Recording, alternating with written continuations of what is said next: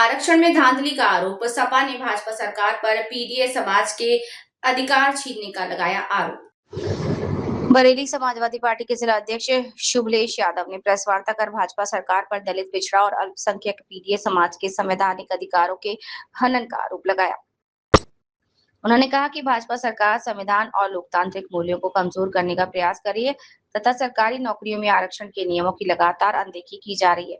सपा जिलाध्यक्ष ने दावा किया कि पिछले 10 वर्षों में विभिन्न सरकारी भर्तियों में आरक्षण व्यवस्था का पालन नहीं किया, जिससे पीडीए वर्ग के हजारों अभ्यर्थी अपने अधिकारों से वंचित रह गए। उन्होंने 69,000 शिक्षक भर्ती, ग्राम पंचायत अधिकारी भर्ती, लेखपाल भर्ती, कृषि प्रविधिक सहायक भर्ती समेत कई विभागों की नियुक्तियों का उल्लेख करते हुए कहा कि आरक्षण के निर्धारित पदों की तुलना में पीडीए वर्ग को काफी कम अवसर दिए। उन्होंने आरोप लगाया कि भाजपा सरकार रोजगार देने के अपने वादे तो पूरे करने में विफल रही। प्रतियोगी परीक्षाओं में बार-बार पेपर लीक और परीक्षाओं के निरस्त होने से युवाओं में निराशा बढ़ी है। सपा नेताओं ने कहा कि पार्टी पीडीए समाज के अधिकारों की रक्षा के लिए संघर्ष जारी रखेगी और आरक्षण संबंधी कथित अनियमितताओं को जनता के बीच ले जाएगी। प्रेस वार्ता के दौरान जिला अध्यक्ष शुभलेश यादव, महानगर अध्यक्ष शमीम खान सुल्तानी, आंवला सांसद नीरज मौर्य आदि उपस्थित थे।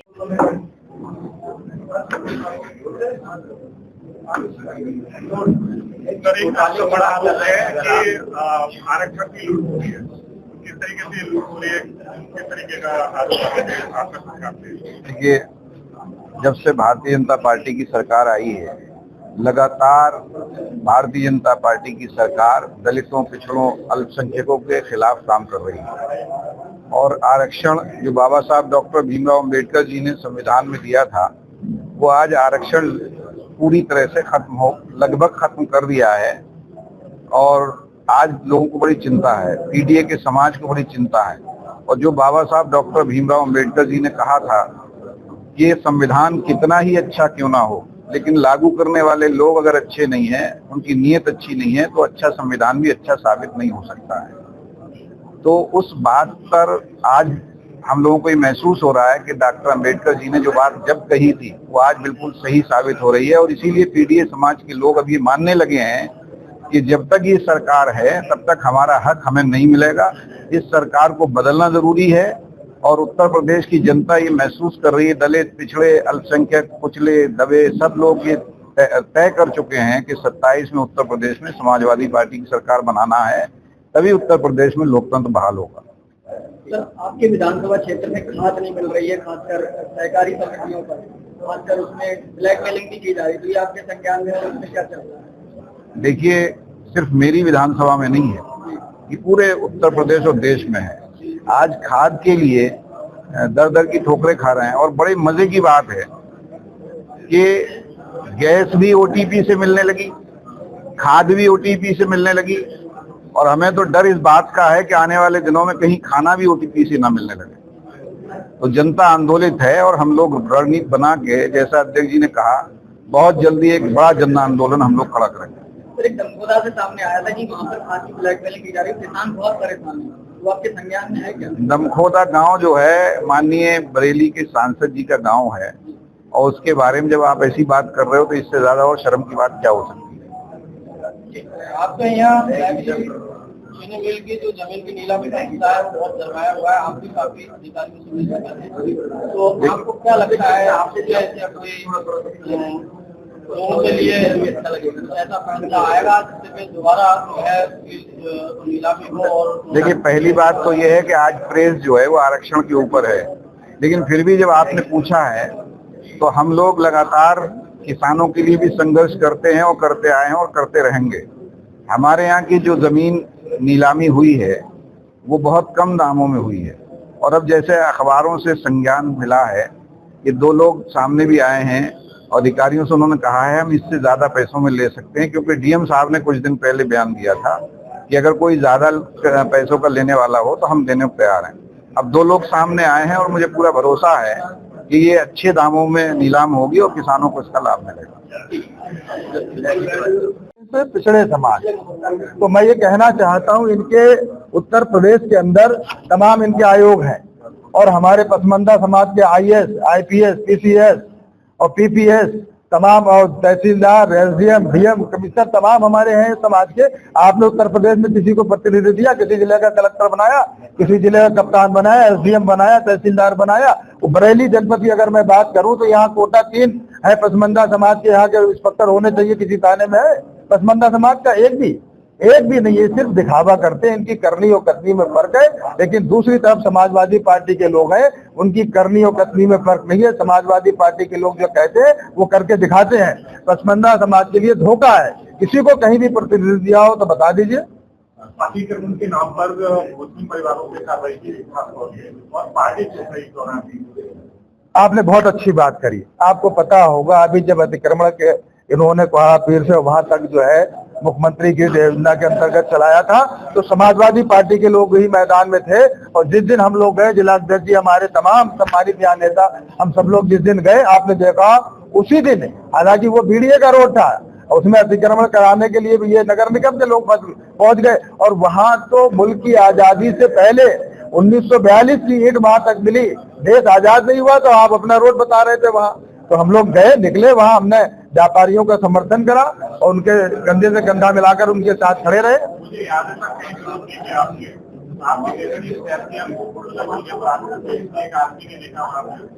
नहीं, ये भी आप कहना, आप पूछ लीजिए। सबसे पहला जो यहाँ सरफराज वली खान साहब के मैरिज हॉल पर जब चला था, हम लोग गए, हमारे पार्टी के नेता गए और हम डीएम से भी मिले, कमिश्नर से भी मिले, डीसी से भी मिले।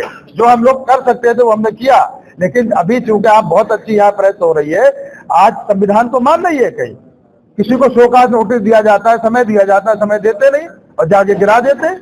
इसी को तो कहते हैं कि हमारे देश का लोकतंत्र, हमारे देश का संविधान खतरे में, ही संविधान को मान पा रहे हैं, इसीलिए हम लोग कहते हैं।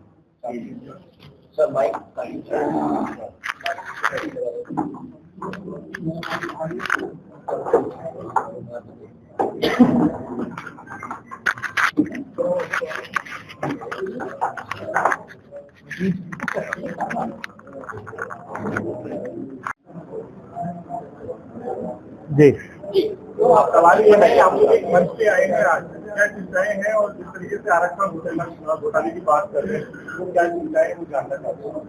पूरी समाजवादी पार्टी माननीय राष्ट्रीय अध्यक्ष जी के नेतृत्व में एकजुट है और हम सब लोग जो उत्तर प्रदेश में भारतीय जनता पार्टी की सरकार पीडीए समाज के साथ षड्यंत्र कर रही है, साजिशें रच रही है, उसके खिलाफ आज सब हम लोगों ने यहाँ पर प्रेस कॉन्फ्रेंस की है।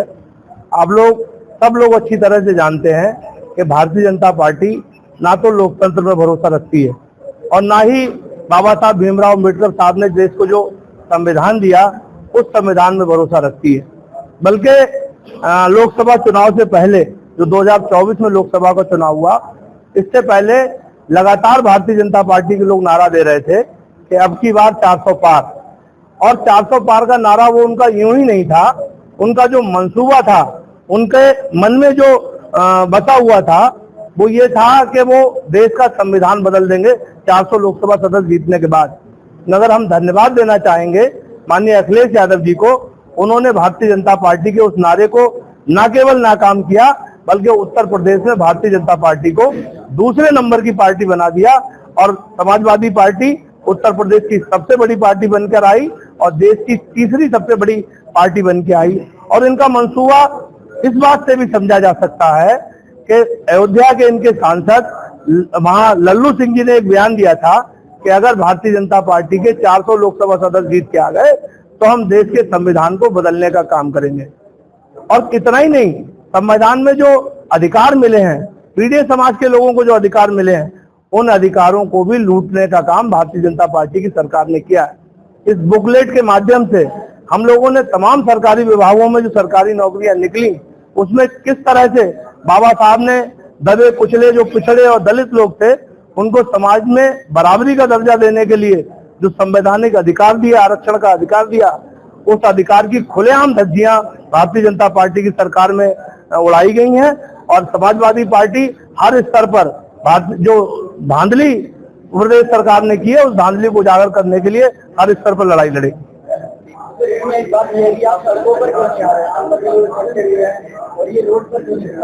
लगातार समाजवादी पार्टी सड़कों पर उतरकर संघर्ष कर रही है और बहुत जल्दी हम लोग रूपरेखा तैयार कर रहे हैं। एक बड़ा जन आंदोलन हम लोग बरेली में करेंगे। एक बहुत महत्वपूर्ण सवाल है, 3 तारीख को घंटा हुई थी आपकी जो महानगर उपाध्यक्ष संजय खान वो आंदोलन कर रहे थे महंगाई को लेकर, तो पूरी तरह उन्हें डांट दिया गया था सिटी मजिस्ट्रेट के द्वारा। इस पर कोई विरोध दिखाई नहीं दिया आप लोगों की तरफ से, क्या रणनीति थी? नहीं, हमारे संज्ञान में ये बात नहीं है और लोकतंत्र में सबको अपनी अपनी बात कहने का हक है और लोकतांत्रिक तरीके से विरोध करने का अधिकार हमें संविधान देता है। अगर कोई अधिकारी इसका अपने अधिकारों का गलत इस्तेमाल करके अगर राजनीतिक दलों के साथ गलत व्यवहार करता है, दुर्व्यवहार करता है, तो उसकी निंदा होनी चाहिए और उसकी शिकायत भी करेंगे। वीडियो भी वायरल होगा। नहीं, हमारे संज्ञान में नहीं आया इस तरह का।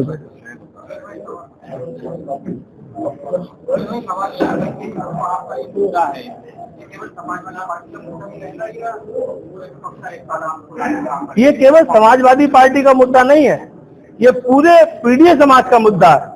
जिस तरह से उनके अधिकारों को छीना गया है, जिस तरह से उनके हकों पर डकैती डाली गई है, इसकी जितनी निंदा की जानी चाहिए उतनी निंदा होनी चाहिए। और इसके लिए हमें सड़क से लेकर संसद तक और अगर अदालत तक भी जाना पड़ेगा। हमारे माननीय राष्ट्रीय अध्यक्ष जी इस पर व्यापक रूपरेखा तैयार कर रहे हैं, उनका जो दिशा निर्देश होगा हम उसका अमल करेंगे। समाजवादी पार्टी के राष्ट्रीय अध्यक्ष माननीय अखिलेश यादव जी इस संबंध में जो भी हम लोगों को दिशा निर्देश देंगे उस पर हम लोग पालन करेंगे। अभी लेटेस्ट एक मामला सामने आया है, जिस तरीके से अखिलेश की बेटी के बारे में अनाप बातें की, उन्होंने काफी गुस्सा भी जाहिर किया है। क्या इस तरीके की बातें किसी की बेटी के लिए चाहे वो कहना चाहिए? इस तरीके की भाषा शैली का इस्तेमाल नहीं होना चाहिए, चाहे हमारी बेटी हो किसी की बेटी हो, और नहीं होना चाहिए।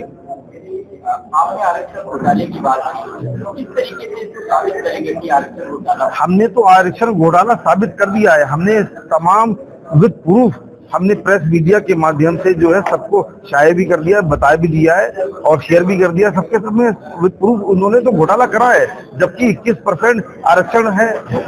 पूरी बुकलेट भी हमने दी, 21% भी आरक्षण है, तो 21% आरक्षण के हिसाब से हमको नौकरियां नहीं मिली।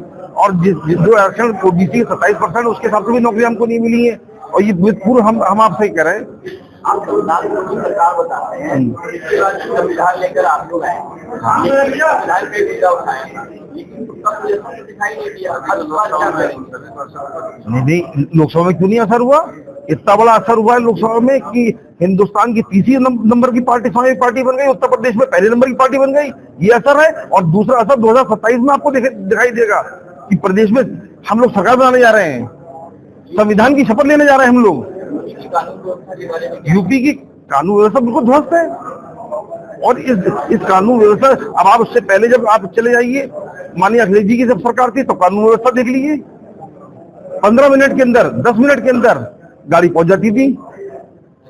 लेकिन आज क्या व्यवस्था है आप भी जानते हैं, हम भी जानते हैं। मेरा सवाल है कि जो आपकी नीतियां हैं वो आप पिछड़े वर्गों तक कितना सवाल आपसे ये है कि अभी इंडिया गठबंधन की मीटिंग बहुत महत्वपूर्ण मीटिंग, क्या लगता है कि अब सब आपस में मिल जाएगी एक बार फिर से, क्योंकि बीच में तो गड़बड़ हो गई थी आप लोगों में? इंडिया गठबंधन पूरी तरह से एकजुट है, मजबूती के साथ है। बाकी समय समय पे कुछ स्थानीय स्तर पे थोड़ा जो मनमुटाव होता है, लेकिन उसको ठीक कर लिया जाता है, क्योंकि आज सवाल है संविधान बचाने का, लोकतंत्र बचाने का, देश बचाने का। तो हमें लग रहा है सारे लोग एकजुट हैं और भी कई पार्टियां उसमें शामिल होने वाली हैं, ऐसा प्रतीत हो रहा है। एआईसी का अभी बहुत बड़ा आपने देखा होगा, कांग्रेस जनता पार्टी एक बड़ा प्रदर्शन हुआ है और आगे फिर प्रोटेस्ट की मांग की गई है। क्या लगता है ये सही है या कुछ लोग ये कह रहे हैं कि भाजपा की दूसरी पार्टी है? ऐसा देखिए, जो हमारे देश का युवा है वो ही आगे आने वाले भविष्य का कर्णधार भी है। और युवाओं को जिस तरह से अपमानित किया गया, मुझे लग रहा है खासकर उत्तर प्रदेश के युवा जिस तरह से 2024 में समाजवादी पार्टी के साथ आए हैं, उससे ज्यादा बढ़ चढ़ के 27 में वो समाजवादी पार्टी का साथ देंगे। और उनको अपमानित करने वाले, चाहे वो जिस भी क्षेत्र के लोग हों, उनको वो दरकिनार करेंगे। और जिस तरह से भी नीट का पेपर लीक हुआ है, मुझे लग रहा है 6 युवाओं ने सुसाइड किया है।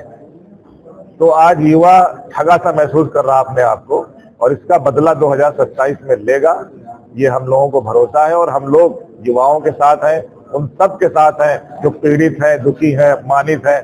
और अभी जो ये आपने देखा कि आरक्षण का घोटाला, अभी तो ये पहला अंक आया है। भारतीय जनता पार्टी की सरकार ने उत्तर प्रदेश में उनके 10 साल पूरे होने जा रहे हैं।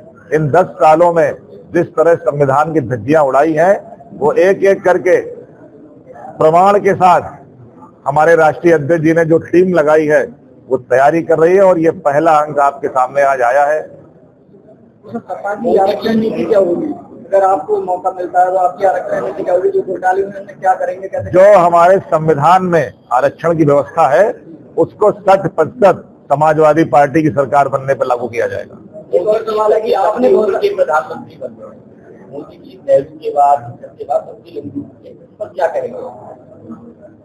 देखिए, ये वोट चोरी करके प्रधानमंत्री बने हैं, वोट को लूट के प्रधानमंत्री बने हैं।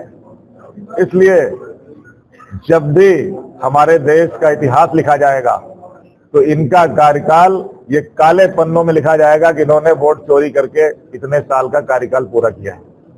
कानून व्यवस्था को किस तरीके से देखते हैं? मोदी जी अक्सर समाजवादी पार्टी से ताना चाहते हैं कि जब सपा की सरकार थी तो सरेआम रेप होते थे, मोदी की डकैती होती थी, अब राम राज्य आ गया है।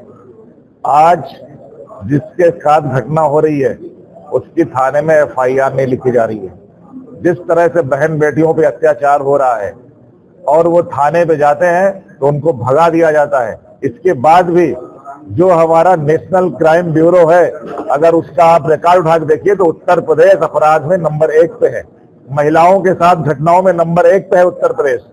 तो इसलिए ये अपने आप कुछ भी पीठ थपथपाएं, लेकिन जनता देख रही है और जनता परिवर्तन चाह रही है, इंतजार कर रही है कि 27 का चुनाव आए। सर, आपने लोकसभा में बड़ा अभद्र तरीके की टिप्पणियां की गई सोशल मीडिया पर। देखिए, ये बहुत ही गंदी मानसिकता है। गिरे हुए लोग हैं और ऐसे करने वाले लोग जब भी समाजवादी पार्टी की सरकार बनेगी उनको चिन्हित किया जा रहा है, उनके खिलाफ कड़ी कार्रवाई की जाएगी। हम सब समाजवादी पार्टी के लोग, समाज के प्रतिष्ठित लोग, किसी की भी बहन बेटी उसको राजनीति में खींचने की कोई आवश्यकता नहीं है और ना ऐसा होता है। आपकी बेटी मेरी बेटी जैसी है, आपकी बहन मेरी बेटी जैसी है, मेरी बहन जैसी है।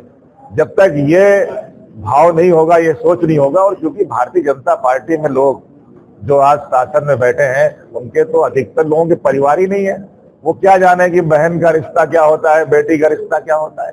तो ये जो भी मानसिकता जिसकी है ये बहुत ही घटिया है, इसकी हम लोग निंदा करते हैं और आने वाले समय में इसकी बकायदा जांच करा के इनके खिलाफ कार्रवाई भी करी जाएगी। सर, आपने लोकसभा में बहुत सारे मुद्दे उठाए, चिकित्सा का मुद्दा हो या टोल का मुद्दा हो, आरक्षण का मुद्दा हो, उन पे क्या कार्रवाइयां होंगी? देखिए, हम सरकार की तरफ से जो मुद्दे हम लोग उठाते हैं उसमें सरकार पूरा उदासीन है। हमने बरेली में एक एम्स की मांग की। पश्चिमी उत्तर प्रदेश का बरेली एक ऐसा जिला है जो मुझे लगता है कि बहुत ही भौगोलिक दृष्टि से भी, और बगल में उत्तराखंड है, तो यहाँ पे अगर एक एम्स बन जाएगा, आज हमारे पास सबसे ज्यादा जो पत्र लिखवाने लोग आते हैं वो एम्स दिल्ली के लिए चिट्ठी लिखवाने आते हैं। लखनऊ में SGPGI सन 1980 में बना था, आज वहां पैर रखने की जगह नहीं है। बरेली के अंदर एक भी सरकारी मेडिकल कॉलेज नहीं है। माननीय अखिलेश यादव जब मुख्यमंत्री थे उन्होंने एक यहाँ पे 300 बेड का अस्पताल बनाया, उस अस्पताल को भी बिल्कुल सफेद हाथी कर दिया इन्होंने। तो ये हम मांग कर रहे हैं, लेकिन सरकार उन मांगों पे ना तो गंभीर है, हमारे पास जो जवाब आते हैं वो खाना पूरी कर दी जाती है। इसीलिए ये जनता भी सब कुछ देख रही है। आपने घोटाला की बात की, चर्चा में जी, का जो बढ़ावा है आज अगर आप तो मीडिया के लोग हैं, सब आपको जानकारी है, जो वहां के मुख्य न्यासी थे महंत नृत्य गोपाल दास जी, उनके जो शिष्य हैं उन्होंने भी इस पे मुहर लगाई है। तो जब वहां के न्यासी ही कह रहे हैं तो इसमें शंका कहां बची? आगे की रणनीति क्या है? इसमें शंका कोई बची क्या? क्या मतलब आपको लगता है कि वहां भी चोरी डकैती की जा रही है? देखिए, भगवान के साथ भी ये लोग धोखा कर रहे हैं, इसीलिए अयोध्या आ रहे हैं। अयोध्या इसीलिए हारे हैं और आने वाले समय पूरा उत्तर प्रदेश हारेंगे। 2027 में लग रहा है चुनाव होंगे या इससे पहले चुनाव हो जाएंगे? देखिए, समाजवादी पार्टी की तैयारी पूरी है और चुनाव जब भी होगा समाजवादी पार्टी पूरी दमखम के साथ चुनाव लड़ेगी। बाकी तो 27 में ड्यू है। आरक्षण घोटाले की बात की है, तो अब घोटाले को तुझे कैसे करेंगे? भाजपा जिन्हें से नकार रही है, ऐसा है ही नहीं। ये जानबूझ के जो मीडिया की बात की जाती है, ऐसा कुछ है ही नहीं। तो आपके बारे में कहा जाता है कि परिवार डेवलपमेंट पार्टी बताते भी। देखिए, आपने बहुत अच्छा सवाल किया, उसका जवाब है ये हमारा पीडीए ऑडिट अंग 1 पीडीए आरक्षण घोटाला। और ये जो हमारी बुकलेट जारी की गई है लखनऊ में, हमारे पार्टी के राष्ट्रीय अध्यक्ष आदरणीय अखिलेश यादव जी ने बड़ी गहनता से विचार किया। पूरी जांच पड़ताल करने के बाद और किस विभाग में कितना आरक्षण का घोटाला हुआ है, आरक्षण की लूट हुई है इस प्रदेश और देश के अंदर, जो हमारे चाहे पिछड़े समाज के हों, चाहे दलित समाज के लोग हों, और जो हमारे शोषित है, वंचितों की आवाज को जो दबाया गया है, ये हम लोग एविडेंस के साथ आपके सामने ये हम आपको दिखा रहे हैं। और आपने देखा होगा जिस तरीके से बाबा साहब भीमराव अम्बेडकर जी ने देश का संविधान बनाया, संविधान की धज्जियां किस तरीके से उड़ाई जा रही है, वो सबूत के साथ आपके साथ मौजूद है। कई मामलों में देखने को आया, अभी अभी आपने देखा होगा कि हमारे इंडिया गठबंधन की जयंती नटराजन जी राज्यसभा का पर्चा बगैर किसी उसके उनका रद्द कर दिया गया, कोर्ट में भी गए हैं। इसी तरीके से कई ऐसे मामले आए जिसमें सीधे सीधे आपने देखा होगा। और मैं तो कहता हूं कि हमारे जितने इलेक्ट्रॉनिक मीडिया के, प्रिंट मीडिया के साथी, आप लोग भी बधाई के पात्र हैं।